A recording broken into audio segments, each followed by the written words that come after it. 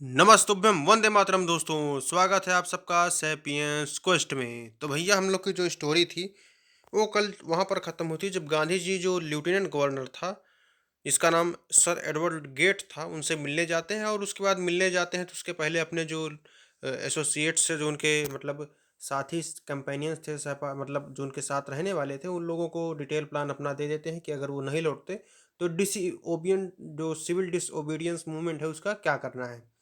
तो गांधी जी की जो मतलब जब जाते हैं तो उनके जो लेफ्टिनेंट गवर्नर थे तो उनके साथ इनके 4 प्रोट्रैक्टेड इंटरव्यू थे। प्रोट्रैक्टेड का मतलब होता है बहुत ही लंबा या फिर बहुत ही जो समय लेने वाला इंटरव्यू हो, वो इंटरव्यू उनके साथ लेफ्टिनेंट के साथ जो है 4 उनके इंटरव्यू होते हैं। तो रिजल्ट में क्या होता है जब इंटरव्यू उनका होता है, तो रिजल्ट में होता है कि appointed an official commission of inquiry into indigo sharecroppers situation. अब जो लेफ्टिनेंट था, लेफ्टिनेंट गवर्नर था, तो उस लेफ्टिनेंट गवर्नर ने एक ऑफिशियल कमीशन सेटअप कर दिया जो इंक्वायरी करेगा कि शेयर क्रॉपर्स की जो सिचुएशंस है, जो इंडिगो शेयर क्रॉपर्स की जो हालत हुई है, जो बदतर हालत उनकी हुई है, उसके विषय में वो जांच करेगा। और जांच करने के बाद उनको यदि कोई कमी मिलती है तो उसके अनुरूप वो कार्रवाई करेगा। लेकिन जो कमीशन था, कमीशन में कौन लोग थे? कमीशन में कुछ लैंडलॉर्ड थे, यानी कि जो वहाँ के बड़े ज़मींदार लोग थे वो थे। कुछ गवर्नमेंट के ऑफिशियल्स थे जो गवर्नमेंट के एम्प्लॉइज़ थे। और गांधी जी केवल सोल रिप्रेजेंटेटिव थे पीजेंट्स के। मतलब सोल का मतलब होता है केवल, रिप्रेजेंटेटिव मतलब एकमात्र, उनका जो प्रतिनिधित्व करता है वो केवल केवल एकमात्र गांधी जी थे। पीजेंट्स के जो फार्मर्स थे, जो वहाँ के पुअर पीजेंट्स थे, जो पुअर फार्मर्स थे, उनके बेचारे केवल एकमात्र प्रतिनिधित्व करता, उनकी तरफ से केवल बोलने वाले केवल गांधी जी थे। लैंडलॉर्ड्स अपनी तरफ बोलेंगे, गवर्नमेंट ऑफिशियल्स एक तरह से इंटरमीडिएटरी का काम करेंगे। लेकिन अब जानते हैं गवर्नमेंट ब्रिटिश की है तो ज़्यादातर वो पक्षपात करते ही थे। पहले से सुनियोजित तरीके से वो अपने सिस्टम को प्लान करके रखते थे और उस हिसाब से वो कार्य करते थे। तो गांधी जी कई मतलब काफ़ी दिनों तक remained in Champaran for an initial uninterrupted period of 7 month and then again for several shorter visits. वो 7 महीनों तक अनइंटरप्टेड पीरियड होता है। इंटरप्ट का मतलब होता है बीच बीच में गैपिंग देना, और अनइंटरप्टेड का मतलब होता है कि बिना किसी रुकावट के, बिना किसी इंटरप्शन के वो 7 महीने तक वहीं पर चंपारण में गांधी जी रहे। और कई बार बीच बीच में छोटी विजिट्स को लेकर के, छोटे शॉर्टर विजिट्स पे वो आते रहे कि भाई देखो क्या सिस्टम चल रहा है, क्या वहाँ पर सिचुएशन है। The visit undertaken casually on the entreaty of an unlettered peasant in the expectation that it would last a few days occupied almost a year of Gandhiji's life। यानी कि गांधी जी को लगा था कि चलो ठीक है, वो सोच रहे थे कि हाँ चलो कुछ समय लग जाएगा या फिर कुछ महीने लग जाएंगे, जो कि मतलब इन बेचारे किसानों की समस्या में मतलब लगे हुए हैं। पर हुआ क्या कि गांधी जी ऑलमोस्ट 1 साल वहीं पर, गांधी जी के जो जीवन के 1 वर्ष थे, केवल इसी पार्टिकुलर इशू के चक्कर में वो चले गए। अब चले क्या गए, उन्होंने पीजेंट्स की सहायता थी, उनके हक में लड़ा, तो एक तरह से सकारात्मक तरीके से इस चीज़ को, इस पहलू को देखा जाए तो सही हुआ। परंतु समय उसमें बहुत ज़्यादा गांधी जी को लग गया, उन्होंने इतना सोचा नहीं था। तो the official inquiry assembled a crushing mountain of evidence against the big planters, and when saw this, they agreed in principle to make refund to the peasants. But how much must we pay? They asked Gandhi। जब official inquiry हुई तो उस उन्होंने जो है बहुत सा evidence इकट्ठा किया। और जब बहुत सा एविडेंस बिग प्लांटर्स के अगेंस्ट इकट्ठा किया, जो मतलब वहाँ पर खेती करवाते थे उनके खिलाफ, तो वो जो है अग्री कर गए एक इस प्रिंसिपल पर कि ठीक है वो जो है रिफंड करेंगे पीजेंट्स को। जो उन्होंने पैसा लिया है किसानों से, जो गरीब किसानों से पैसा लिया उसको रिफंड करेंगे, वापस देंगे। पर वो कितना वापस करें? अब ये उन लोगों ने ये चीज़ को, इस चीज़ को उन्होंने गांधी जी से पूछा कि आप बताइए कि हम लोग हाउ मच मस्ट वी पे, हम लोगों को कितना कम से कम पेमेंट करना चाहिए, कितना रिफंड करना चाहिए। तो उन्होंने सोचा कि वो जो है, they thought that he would demand repayment in full of the money which they had illegally and deceitfully extorted from the sharecroppers. उन्होंने सोचा कि वो फुल पेमेंट की डिमांड करेंगे, और वो उस पेमेंट की जो जिस चीज़ को उन्होंने इलीगली यानी कि असंवैधानिक तरीके से, मतलब कि लीगली वो चीज़ नहीं था, गलत तरीके से लिया था। डिसीटफुली, डिसीट का मतलब होता है धोखा देना, यानी कि धोखाधड़ी करके। एग्जॉर्डेड का मतलब होता है एग्जॉर्ट करके, यानी कि प्रताड़ित करके, उनको कहीं न कहीं दबा करके शेयर क्रॉपर्स से उन्होंने जो पैसा लिया था। तो उन्होंने सोचा कि ठीक है, हम लोग को हो सकता है कि शायद पूरा का पूरा पैसा वापस करना पड़े। वो लोग भी बड़े आश्चर्यचकित थे और उन लोग भी बड़े हैरान थे। केस पहले ही हार चुके थे, जो कमीशन सेटअप हुआ था उनके सबूत, उनके खिलाफ पहले से सबूत इकट्ठा कर लिया था। पर गांधी जी ने केवल कहा कि चलो भाई केवल 50% तुम हमको दे दो, और 50% ही पर्याप्त है। मतलब गांधी जी ने केवल 50% उनसे मांगा। और उसके बाद there he seemed adamant, writes reverend J H होगड़े, a British missionary in Champaran who observe the entire episode at close range. अब देखिए जे एच होगड़े कौन है। जो टर्म यहाँ पर एडामेंट यूज हुआ है, एडामेंट का मतलब होता है अडिग रहना और स्थिर रहना, यानी कि अपने डिसीजन को चेंज ना करना। तो वहाँ पर वो लिखते हैं कि ही आस्क्ड ओनली 50%, उन्होंने केवल ये कहा कि चलो हम 50% ही जो है हम मान जाते हैं। और देयर ही सीम्ड एडामेंट, वहाँ पर वो बहुत ही अडिग दिखे कि हाँ हम जो है यहाँ पर इतने पर ही स्थिर हैं, हमको 50% चाहिए तो चाहिए। और उसके बाद वो लिखते हैं रिवरेंड जे एच होगड़े। अब रिवरेंड जो टर्म है, ये टर्म को यूज करते हैं जो क्लर्जी पीपल होते हैं उनको रिस्पेक्ट देने के लिए। क्लर्जी पीपल का मतलब जो नोबल पर्सन होते हैं, जो एलिट क्लास होती है। तो अब देखिए ब्रिटिश में कोई भी पर्सन है, कोई भी हाई रैंकिंग ऑफिशियल है, या फिर कोई ऐसा जिसकी फैमिली बहुत ही हाई क्लैन से डिसेंड करती हो, या फिर बहुत ही हाई मतलब प्रॉस्पेरिटी हाई प्रॉस्परस उसकी जो फैमिली हो, रिच फैमिली हो, तो वहाँ पर रेवरेंड टर्म उनके लिए यूज़ किया जाता है। तो उनको जी एच होगड़े को लिखते हैं जो है। और वो ब्रिटिश मिशनरी थे इन चंपारण, इन्होंने पूरा एपिसोड को बहुत ही क्लोज रेंज से देखा था, जो पूरी घटना हो रही थी इसके बहुत ही क्लोज ऑब्जर्वर थे वो, और उनके ब्रिटिश के मिशनरी थे, यानी कि ब्रिटिश का एक एज रिप्रेजेंटेटिव थे वो। तो उन्होंने सोचा, thinking probably that he would not give way, the representative of the planters offered to refund to the extent of 25%, and to his amazement mister Gandhi took him at his word, thus breaking the deadlock. अब देखिए जो उनके representative थे, planters थे, जो उनकी तरफ से वकील आए थे, उन्होंने गांधी जी को कहा कि हम 25% तक वापस करने के लिए तैयार हैं। और इस आश्चर्यचकित बयान पर गांधी जी ने कहा कि चलो ठीक है, ब्रेकिंग द डेडलॉक, यानी कि उस चुप्पी को तोड़ करके वो जो विवाद था, विवाद को ख़त्म करे, और वो जो है उसी वर्ड पर मान गए कि चलो ठीक है, कम से कम कुछ तो मिल रहा है। और इतने पर ही वो लोग तैयार हो गए कि हाँ चलो कम से कम एक मसला जो था, एक जो खराब निर्णय था, जो इनजस्टिस हुआ था फार्मर्स के साथ, वो तो एक एंड पर आ जाए, वो तो ख़त्म हो जाए। This settlement was adopted unanimously by the commission, यानी कि इस सेटलमेंट को ख़त्म कर दिया गया और इसको अडॉप्ट किया अनएनिमसली।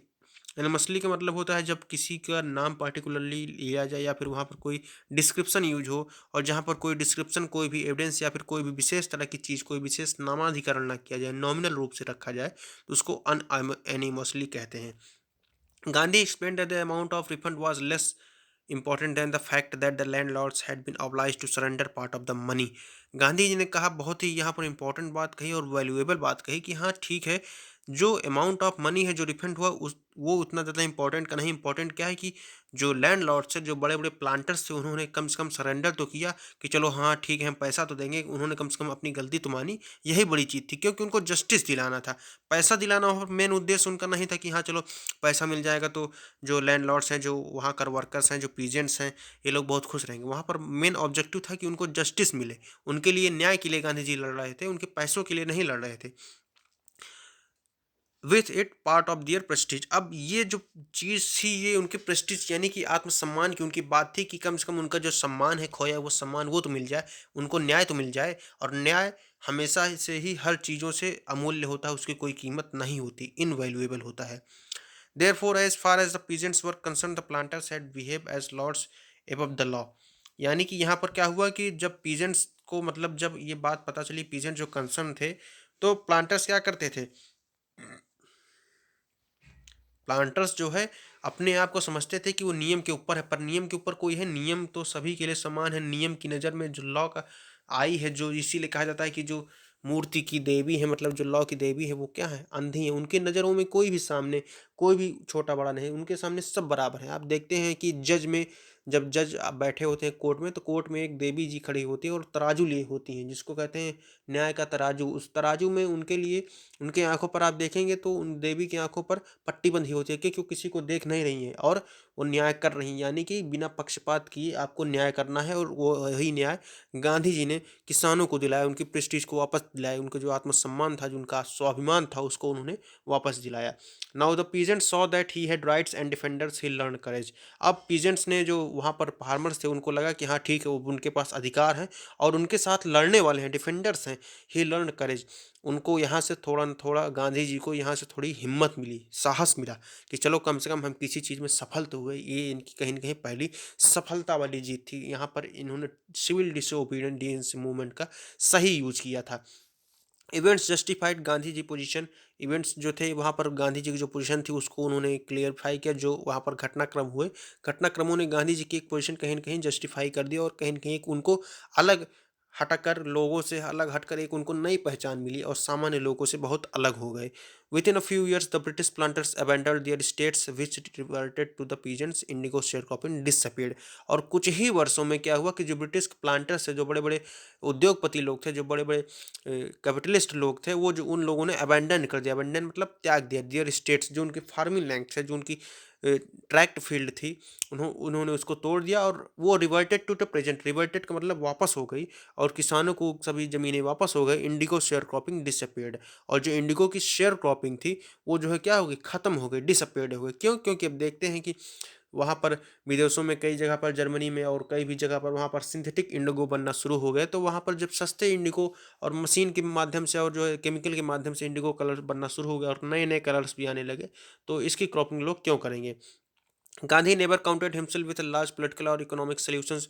गांधी जी ने कभी इस चीज़ का कोई घमंड नहीं किया कि चलो भैया मेरे पास बहुत ज़्यादा लोगों का समर्थन है, मेरे पास बहुत ज़्यादा, हाँ ये है, जन सैलाब है, ये है, वो है। तो उन्होंने कभी भी इस चीज़ को, कभी भी इस चीज़ का संताप तो किया ही नहीं कि हाँ चलो मेरे पास इतनी बड़ी जनता है।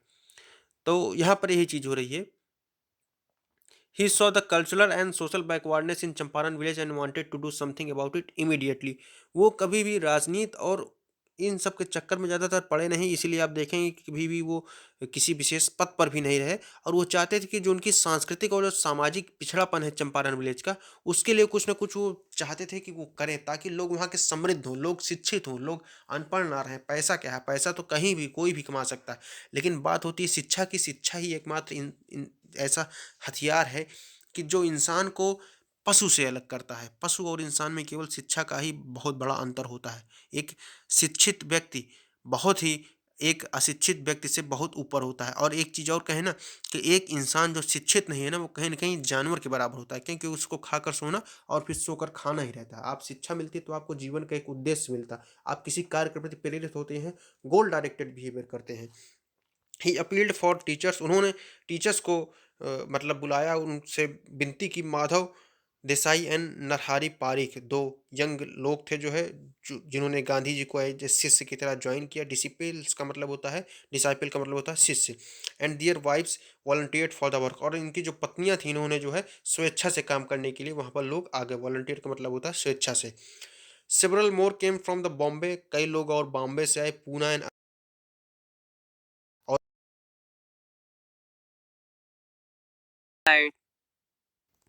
देवदास, जो कि गांधी जी का सबसे यंगेस्ट सन था, वो भी जो है आश्रम से चला आया। और जो वहाँ पर सो डिड मिसेस गांधी, जो गांधी थी वो भी, मतलब देवदास की जो माता जी थी वो भी वहाँ से चली आई। और जो है वहाँ पर आकर आकर सभी लोग एक दूसरे की मदद करना शुरू कर दिए। Primary schools were open in 6 villages.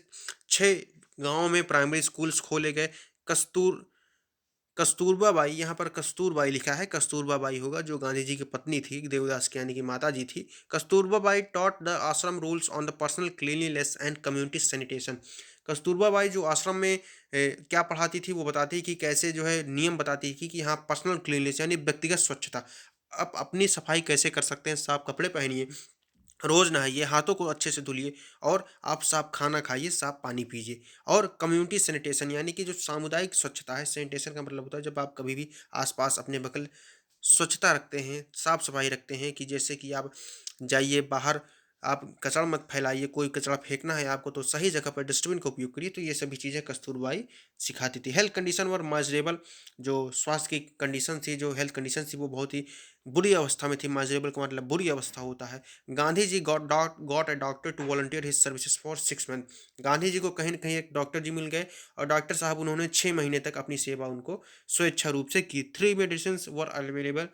3 केवल दवाइयाँ उपलब्ध थी। Castor oil, quinine and sulphur ointment. Castor का तेल जो होता है, क्विनाइन जो मलेरिया में यूज़ होती है वो दवा, और सल्फर का ऑइंटमेंट यानी कि सल्फर की एक दवाई, जो ट्यूब कह सकते हैं, जिसको हम लोग ट्यूब कहते हैं, या फिर ऑइंटमेंट। ऑइंटमेंट मतलब होता है जो लगाने के लिए यूज़ होती है। Anybody who showed a coated tongue was given a dose of castor oil.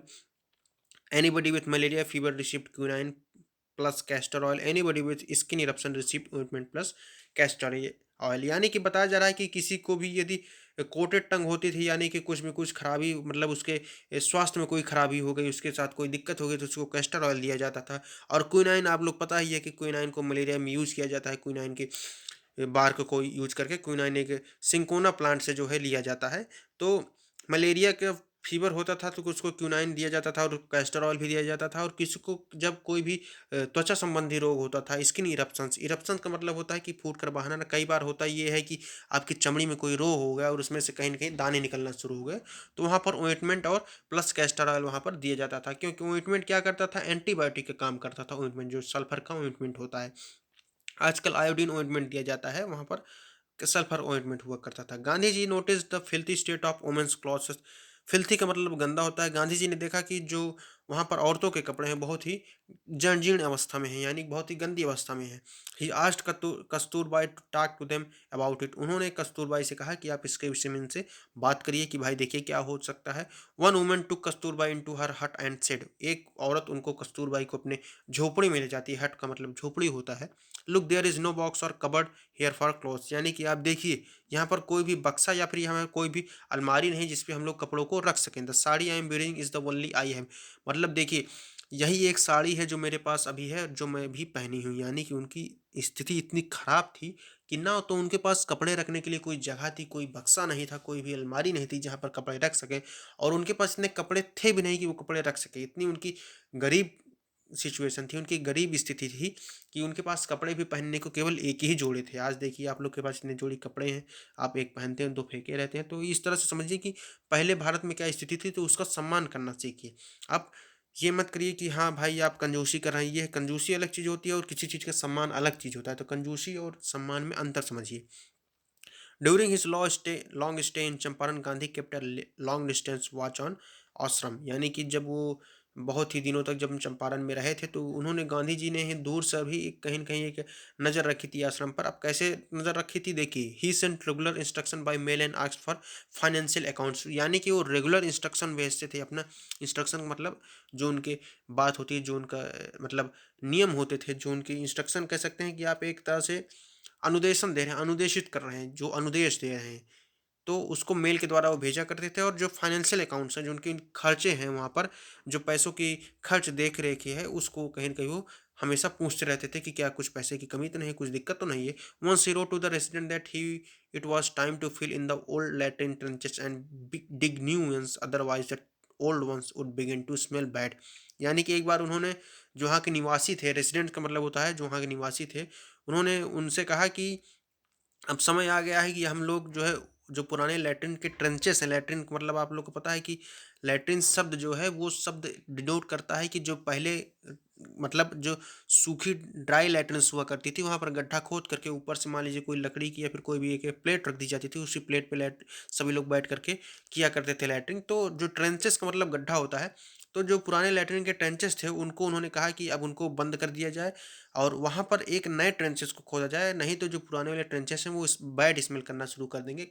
तो बैड स्मेल क्यों करेंगे, उनके अंदर की जो एक्सक्रीटा है, ह्यूमन एक्सक्रीटा है, वो जो रेसिड्यू, जो अपशिष्ट पदार्थ है, वो क्या होगा कि वहाँ पर सड़ना शुरू हो जाएगा। जब सड़ना शुरू हो जाएगा तो स्मेलिंग बैड होने लगेगी। कोई भी चीज़ सड़ेगी तो बैड स्मेल करेगी। The Champaran episode was turning point in Gandhi ji life. What I did he explained. यानी कि चंपारण का एपिसोड उनके पूरे जीवन में टर्निंग पॉइंट था। उन्होंने कैसे अपने एक सक्सेसफुल सत्याग्रह को वहाँ पर इम्प्लीमेंट किया, सिविल डिसओबीडियंस मूवमेंट को वहाँ पर सक्सेसफुली इम्प्लीमेंट किया, और कैसे उन्होंने डील किया, ये चीज़ उनके लिए एक टर्निंग पॉइंट साबित हुआ। What I did he explain. उन्होंने जो किया, उन्होंने एक्सप्लेन किया, was a very ordinary thing. यानी कि बहुत ही सामान्य बात थी। अब देखिए, इतना बड़ा काम कर दिया, उसके बाद करें सामान्य बात थी। यही सब चीज़ें उनको कहीं न कहीं जो ज़मीन से जोड़े हुए रखने वाली चीज़ थी, जो उनके अंदर विनय की सहनशीलता थी। कहते हैं ना, विद्या ददाति विनयम, विनयम ददाति पात्रताम। विद्या विनय देती है और विनय समाज में आपको पात्रता देती है, स्थान देती है। तो यही चीज़ गांधी जी के अंदर कहीं न कहीं पहले से ही विद्यमान थी। I declare that the British could not order me about in my own country, यानी कि गांधी जी ने कहा कि मैं ये घोषणा करता हूँ कि ये जो ब्रिटिश है ना, ये जो ब्रिटेन वाले लोग हैं, जो अंग्रेज हैं, ये मुझे अपने देश में ऑर्डर नहीं दे सकते, मैं इनका ऑर्डर नहीं मानूंगा। भाई मेरा देश, मैं स्वतंत्र हूँ, मैं किसी दूसरे व्यक्ति का ऑर्डर क्यों मानूं। But Champaran did not begin as an act of defiance, it grew out of an attempt to elevate the distress of large number of poor peasants. देखिए, केवल चंपारण ही ऐसा नहीं था कि उन्होंने जो डिफायंस यानी कि मानने से उनका ऑर्डर इनकार कर दिया, अवहेलना करी उनके ऑर्डर्स की। डिफेंस का मतलब मना करना, अवहेलना करना होता है। यानी कि अवहेलना कैसे की उन्होंने ऑर्डर्स की, सिविल डिसोबियंस तरीके से, यानी कि बहुत ही विनय के साथ सविनय अवज्ञा आंदोलन किया। यानी कि विनय का मतलब होता है बहुत ही विनम्रता के साथ, और अवज्ञा की उनके ऑर्डर्स की। तो ये केवल पहली चीज़ नहीं थी, उनको इसी तरह के और भी डिस्ट्रेस को एलिवेट करना था। एलिवेट का मतलब दूर करना था, जो कि बहुत ही ज़्यादा संख्या में जो हमारे देश के किसान थे, जो हमारे देश की जनता थी, उनके भी दर्द को उनको कहीं न कहीं दूर करना था। तो अभी केवल उनका सफ़र एक शुरू हुआ था। This was a typical Gandhi pattern. ये कहीं न कहीं एक टिपिकल गांधी जी का एक पैटर्न था। His politics were intertwined with the practical day to day problems of the millions. Intertwined का मतलब होता है आपस में गुथी हुई। कहीं न कहीं आपस में सभी चीज़ें कनेक्ट थी, उनकी जो पॉलिटिक्स थी और जो practical day to day problems थी, हज़ारों करोड़ों लोगों की। यानी कि जो मिलियंस का मतलब होता है, 1 मिलियन में 10 लाख होता है और मिलियंस का मतलब 1 करोड़। तो जब 10 मिलियन को आप ले रहे हैं तो 10 मिलियन आपका 1 करोड़ हो ही जाएगा। तो क्योंकि 1 मिलियन में 10 लाख, 10 मिलियन में 1 करोड़। तो अब आप देखिए कि कैसे वहाँ पर बात कर रहे हैं कि आप मिलियंस यानी कि लाखों व्यक्ति, वहाँ पर करोड़ों व्यक्ति, उनके जो जीवन की पर डे समस्याएँ हैं, वो कहीं न कहीं प्रॉब्लम्स उनसे रिलेटेड हैं। अब गांधी जी को केवल यहाँ पर इन्होंने ये काम कर दिया, इसका अर्थ ये नहीं है कि उनकी समस्या खत्म हो गई। He was not a loyalty to abstraction, it was a loyalty to living human beings. वो केवल एक abstraction के रूप में उनकी लॉयल्टी नहीं थी, उनकी लॉयल्टी किसमें थी, उनकी लॉयल्टी थी लिविंग्स और ह्यूमन बींग्स में। यानी कि कहीं न कहीं इंसानों को बहुत ही कदर करते थे, उनके राइट्स के विषय में बात करते थे, उनके मूल्यों की, उनके मोरल वैल्यूज़ की, उनकी एथिकल प्रिंसिपल्स की, उनके सोशल कॉन्ट्रैक्ट की, उनके सोशल वेलबींग्स की और उनके हेल्थ की, इशू की, मतलब कि जितनी भी चीज़ें इंसान को अलग बनाती हैं।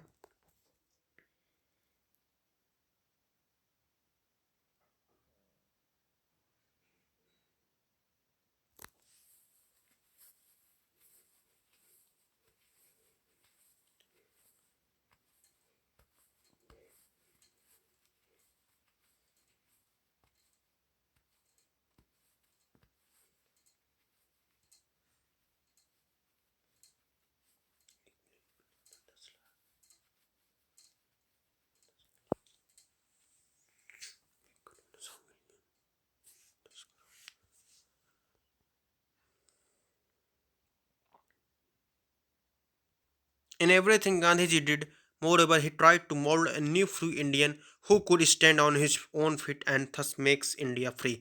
यानी कि कुछ भी चीज़ जो गांधी जी करना चाहते थे, वो केवल ये चाहते थे कि वो एक ऐसे नए भारतीय व्यक्ति की कल्पना करें, ऐसे नए भारत की कल्पना करें जो कि अपने खुद के पैरों पर खड़ा हो और भारत को आज़ाद कर दे। यानी कि उनका अर्थ ये था कि वो ऐसे भारतीय की कल्पना कर रहे थे। वैसे माउल्ड का मतलब होता है ढांचा देना, उनको सेव करना। तो वो ऐसे व्यक्ति की सेव करना चाहते थे जो इंडिया को फ्री कराने में उनकी हेल्प करे और इंडिया को एक अलग स्थान पर अपने ले जाए। Early in the Champaran actions, Charles Freer Andrews the English pacifist who could became a devoted follower of Mahatma came to bid Gandhi's farewell before going on tour of duty to Fiji islands.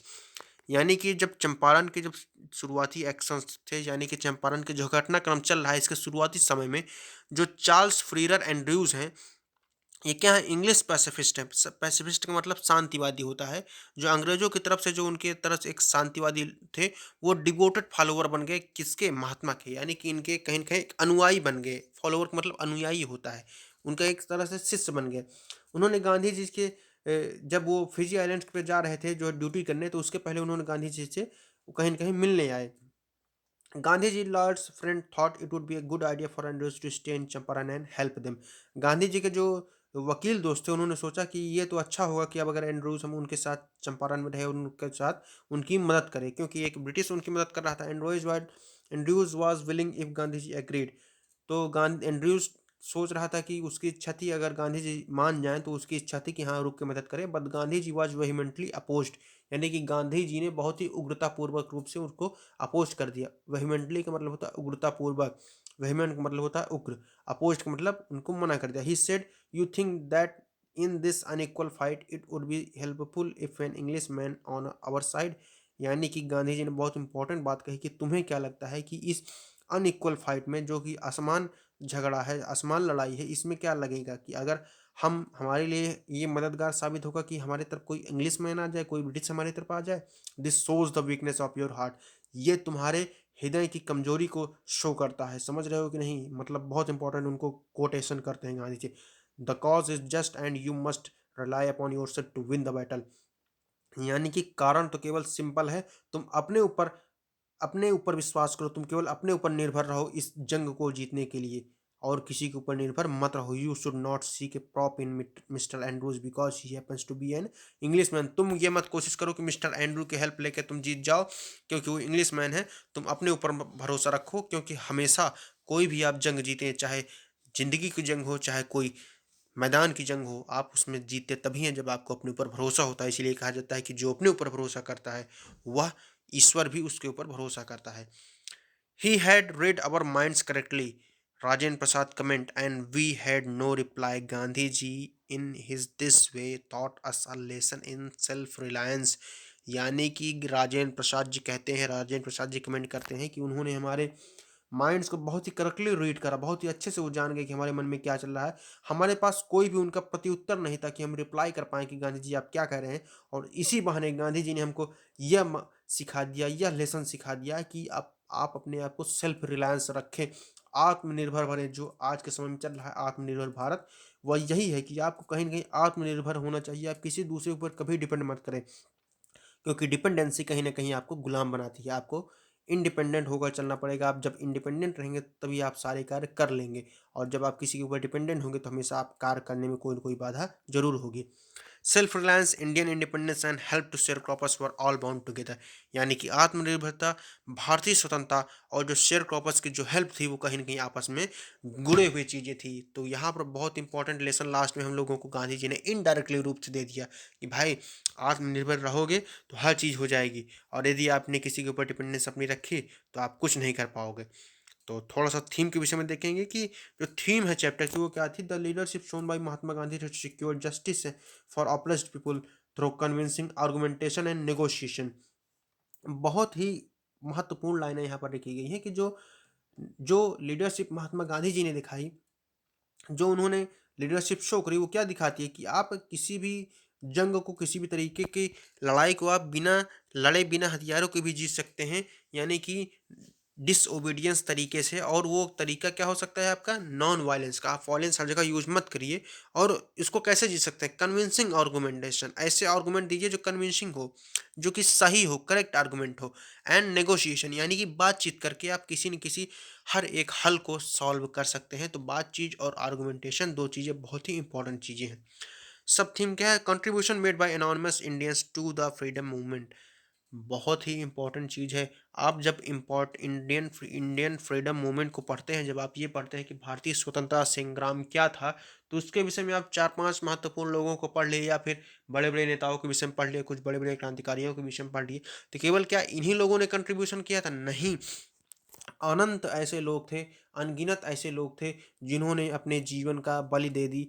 जित कितने लोग मर गए केवल इसी स्वतंत्रता संग्राम में, और उन्होंने अपने जीवन को तुच्छ समझते हुए एक तरह से पानी की तरह बहा दिया, अपने खून को बहा दिया। और वहाँ पर क्या होता है कि आज हम उनके नाम तो क्या छोड़िए, उनके परिवार से किसी भी उनके गाँव के नाम का भी नहीं जानते, उनके शहर का नाम भी नहीं जानते। तो यहाँ पर यही बात हो रही है कि एनोनिमस इंडियंस बहुत थे जिनको हम नहीं भुला सकते, और कहीं न कहीं हमको उनको रिस्पेक्ट देना चाहिए, और रिस्पेक्ट ही बहुत ही इंपॉर्टेंट चीज़ होती है।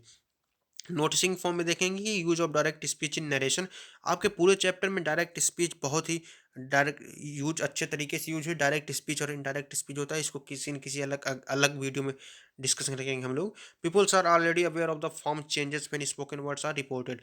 जब देखिए डायरेक्ट स्पीच अगर शॉर्ट फॉर्म में कहना चाहे ना, तो ये कह सकते हैं कि मैंने कोई बात बोली और इसको एज इट इज़ बोल दिया जाए कि हाँ मैंने कहा कि आप जाइए और दुकान से सामान ले जाइए।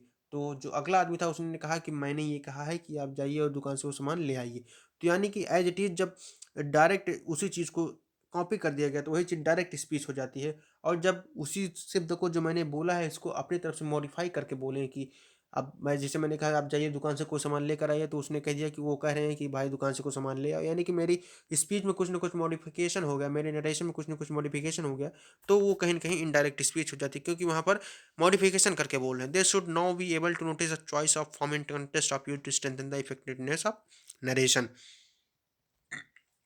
नरेशन की इफेक्टिवनेस को स्ट्रेंथन करने की बात यहाँ पर हो रही है कि इस चीज़ को कहीं न कहीं आपको जो चैप्टर्स जब आप पढ़ेंगे तो उसमें आपको नोटिस करने की बहुत ही ज़रूरत है। Use of comma to separate subordinate clause from main clause if it precedes it and its omission if the comes after the main clause, यानी कि जब आप मेन क्लॉज़ और जब आप सबऑर्डिनेट क्लॉज को पढ़ते हैं। क्लॉज फ्रेज और क्लॉज दो टर्म होते हैं। फ्रेज और क्लॉज में दो टर्म में क्लॉज के भी दो पार्ट होते हैं, सबऑर्डिनेट क्लॉज और मेन क्लॉज। तो यहाँ पर बताया जा रहा है कि सबऑर्डिनेट क्लॉज को हमेशा ही मेन क्लॉज से डिफ्रेंशिएट करने के लिए हमेशा कॉमन का कॉमा का यूज़ किया जाता है। और जब सब ऑर्डिनेट क्लॉज का कोई मेन क्लॉज नहीं होता, यानी कि मेन क्लॉज का कोई सब ऑर्डिनेट क्लॉज नहीं होता, तो उसको हम कहीं ना कहीं कॉमा को हटाकर ओमिट कर देते हैं। तो यहाँ पर हम लोग का आज जो चैप्टर था वो ख़त्म हुआ, और हम लोगों ने इस चैप्टर को बहुत ही अच्छे से, बहुत बारीकी तरीके से समझा है। कोई भी आपको सुझाव हो, कोई भी कमेंट हो, तो आप उसको कमेंट बॉक्स में ज़रूर करिए, क्योंकि हम लोग कोई न कोई चीज़ को नए तरीके से, नवीन तरीके से, क्रिएटिव तरीके से उसको कवर करने की कोशिश कर रहे हैं।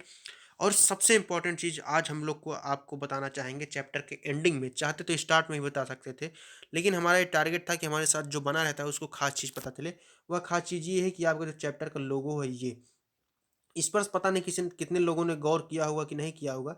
देखिए ये जो 3 बंदर बने हुए हैं ना, इसमें एक ने अपने मुँह पर हाथ रखा है, एक ने अपने आँखों पर, एक ने अपने कानों पर।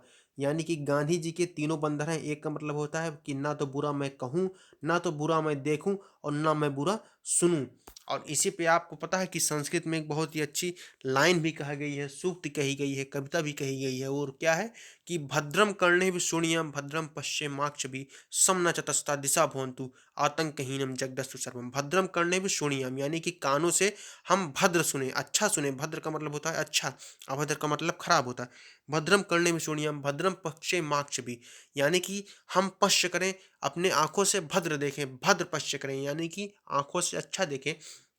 सम न चतस्ता दिशा भवन्तु आतंकहीनम जगदस्तु सर्वम, यानी कि कोई भी दिशा ऐसी ना हो जहाँ पर अंधेरा रह जाए, वहाँ पर तम ना रह जाए।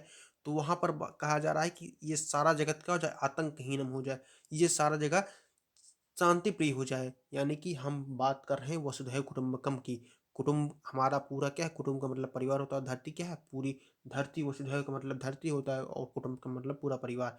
पूरी धरती हमारा पूरा परिवार है, तो पूरी धरती को हम एक परिवार की तरह देखते हैं। तो आज हम लोग का चैप्टर यहीं पर समाप्त होता है, और आप लोग हमारे साथ बने रहिए सैपियंस क्वेस्ट में। तो अंत में हम लोग विदा लेंगे। जय हिंद, जय भारत, नमस्तुभ्यम, वंदे मातरम।